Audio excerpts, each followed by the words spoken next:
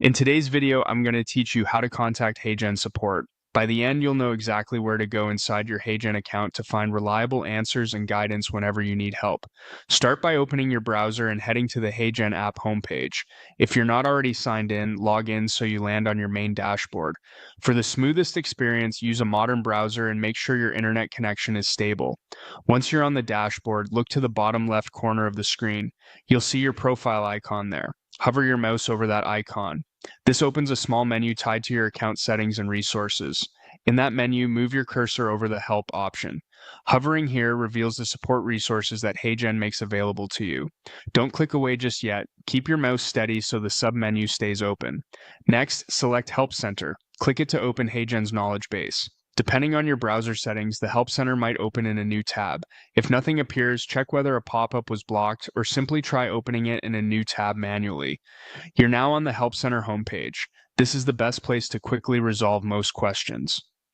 Front and center, you'll find a search bar. Type a clear, specific phrase that describes your issue, like export quality, billing, avatars, or team settings. Keep it short and focused, and try different keyword variations if your first search doesn't show what you need. Skim the result titles and previews to find the closest match. If you're not sure what to search for, browse the popular articles section on the page. These are curated resources that cover the most frequently asked questions, making them a great starting point for common issues or getting started topics. When you see an article that looks promising, click it to open and read through. Follow the steps carefully and pay attention to any screenshots or notes that highlight specific buttons or settings. If the article references a path in the app, keep your HeyGen tab open so you can follow along.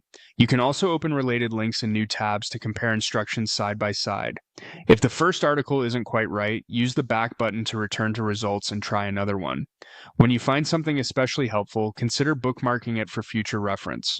That's it. You now know how to reach the HeyGen Help Center from your dashboard, search effectively, browse popular topics, and use articles to solve issues fast.